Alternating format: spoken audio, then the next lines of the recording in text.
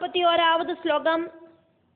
ஸ்வகரே நிஹதோ நாகச்சகாரார்த்தஸ்வரம் முஹு பரிவ்ருத்ய ஜகானாசு தைத்ய சைன்யம் பயாதுரம். தும்பிக்கரத்தில் அடிகடச்ச ஆனை வலியால பொழஞ்சுது. மறுபடியும் மறுபடியும் அலறி அழுதுண்டு ஓடித்து திரும்பி ஓடித்து பயந்த அசுர சைன்யத்தை 4 பக்கமும் ஓட வச்சது.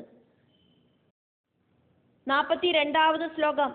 தானவஸ்து கஜம் வீட்யா பராவிருத்ய கதம் ரணாத் சமாவிஷ்ய ரதே ரம்யே ஜகாமாஷு சுரான்ரணே. போர்க்களம் விட்டு ஆனை திரும்பி ஓடுறத பார்த்த பிடாலன் அழகான ஒரு ரதத்தில் உடனடியா சாடி ஏறிண்டு தேவர்களோடு நேர பாஞ்சு வந்தான். 43வது ஸ்லோகம். துராஷாடவிதம் வீட்ச்ய ரதஸ்தம் புனராகதம் அஹனத்விஷிகைஸ்தீஷ்ணைராசி விஷசமப்ரபைஹி.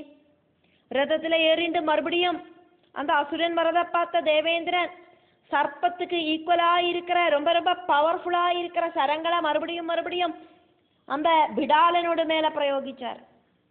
44வது ஸ்லோகம். சோபிக்ருத்தஸ்சகாரோக்ராம் பாணவிருஷ்டிம் மகாபலா பபூவதுமுலம் யுத்தம் தயோஸ்தத்ர ஜெயைஷினோ. மகாபராக்கிரமையாயிருக்கிற அவன் கோபத்தோடு கூடிட்டு சரவர்ஷம் நடத்தினான்.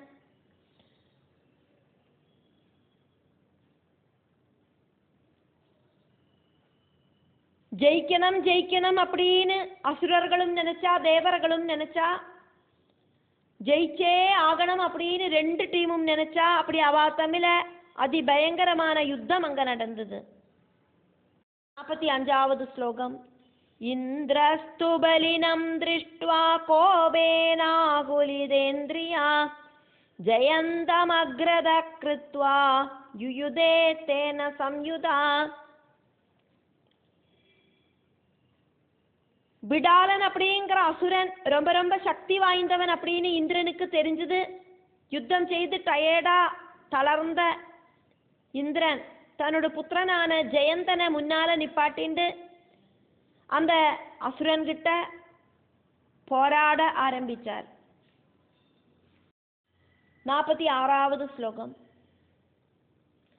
ஜயந்தஸ்து சிதைர்பாணைஸ்தம் ஜகானஸ்தனாந்தரே பஞ்சபி பிரபலாகிருஷ்டைரசுரம் மதகர்விதம். அகங்காரத்தோடு கூடின அந்த அசுரனோடு நெஞ்சில ஜெயந்தன் 5 அம்புகளை தொடுத்து விட்டான்.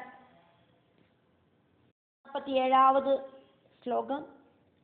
சபாணாபிஹதஸ்தாவன் நிபபாதரதோபரி ஆதிவாஹ்யரதம் சூதோ நிர்ஜகாமரணாஜிராது.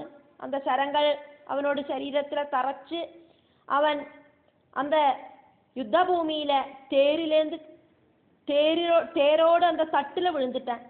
அப்போது சூதன் அந்த ரதத்தை ஓட்டின்னு இருக்கிறவன் போர்க்களத்திலேருந்து அந்த ரதத்தை பின்னாம்பக்கமா ஓட்டிண்டு போயிட்டான் அந்த அசுரனை காப்பாத்துறதுக்காயிட்டு.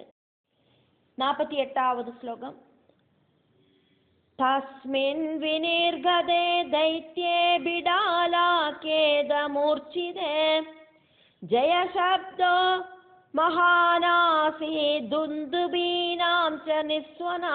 பிடாலன் அப்படிங்கிற அசுரன் மயக்கம் போட்டு அந்த யுத்த பூமியில திரும்பி ஓடினப்போ ஜெய ஜெயா அப்படிங்கிற சத்தம் துந்துபி நாதம் எல்லாம் அங்க தேவர்கள் முழக்கினா. அந்த யுத்த பூமி ஃபுல்லா தேவர்கள் ஜெயகோஷம் முழக்கினா.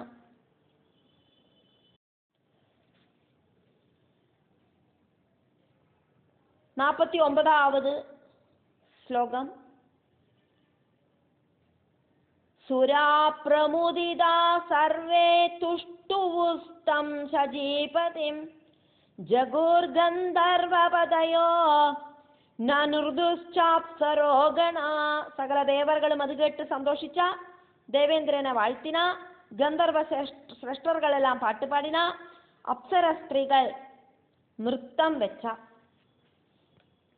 இப்படி அவ கொண்டாடினா 9வது ஸ்லோகம் சுகோப மகிஷ ஸ்ருத்வா ஜய சப்தம் சுரைகிருதம் பிரேஷயாமாச தத்ரைவ தாம்ரம் பரமதாபகம் தேவர்களோடு ஜெய ஜெய சப்தத்தை கேட்டு மகிஷாசுரனுக்கு கோபம் ஜாஸ்தியாச்சு சத்ருக்களோடு அகங்காரத்தை இல்லாம பண்றதுக்கான எபிலிட்டி இருக்கிற தாம்ரன் அப்படிங்கிற அசுரனை அந்த யுத்த களத்துக்கு அனுப்பி வச்சான் மகிஷாசுரன் 51வது ஸ்லோகம் தாம்ராஸ்து பஹுபி சார்தம் சமாகத்யரணாஜிரே சரவிருஷ்டிம் சகாராசு தடித்வானிவக் சாகரே தாமரன் அப்படிங்கிற அசுரன் நிறைய சைன்யங்களோடு கூடி யுத்த களத்துக்கு வந்து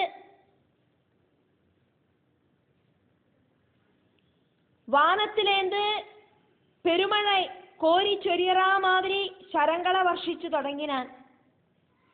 அவனோடு அந்த சரங்கள் வச்சிருக்கிற அந்த பையிலேந்து எடுத்தெடுத்து மழை மாதிரி வர்ஷிக்க ஆரம்பிச்சான்.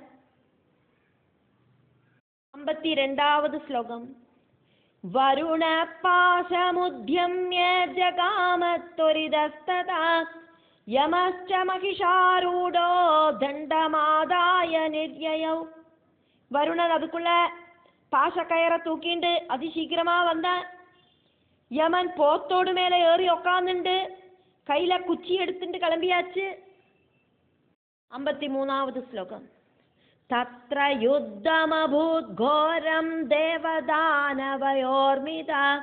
பாணை கட்கைச்ச முசலை சக்திபிஷ்ச பரஸ்வதை. அப்போது தேவர்களும் அசுரர்களும் தமிழ அதிகோரமான யுத்தம் ஆரம்பிச்சது. பானம் கட்கம் முசலம் வேலு மழு இதாலெல்லாம் அவ பரஸ்பரம் அடி தொடங்கினா.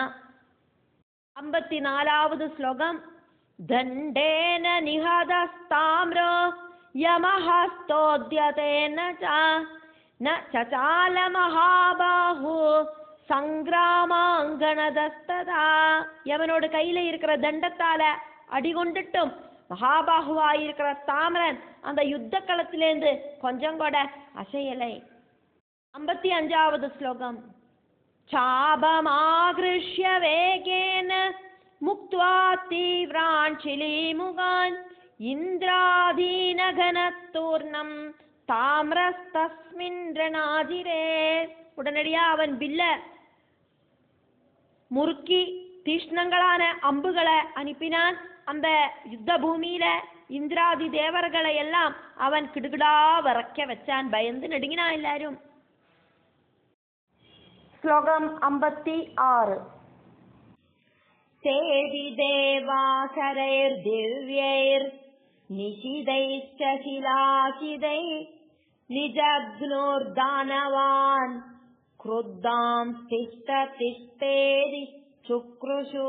தேவர்களும் கோபத்தோடு கூடிட்டு ரொம்ப ஷார்ப்பான அம்புகளை அந்த அசுரனோடு நேர அனுப்பினா. நில்லு நில்லு அப்படின்னு கோபத்தோடு கூடிட்டு அசுரர்களோடு நேர தேவர்கள் சத்தம் போட்டா. 57வது ஸ்லோகம் நிஹதஸ்தை சுரைர் தைத்யோ மூர்ச்சாமாபரணாங்கணே हाहाकारो महानासी दैत्य सैन्ये भयातुरे. தேவர்களோடு அம்புகளால தாமரன் போர்க்களத்துல மயங்கி விழுந்தான். பயந்து போன அசுர சைன்யங்கள் ஹாஹா அப்படின்னு பெரிய சத்தம் போட்டா. தேவர்கள் இப்போ ஜெயிச்சு நிக்கிறா இப்படி சொல்லிட்டு பஞ்சம ஸ்கந்தத்துல 5வது அத்தியாயம் முடிவடைகிறது.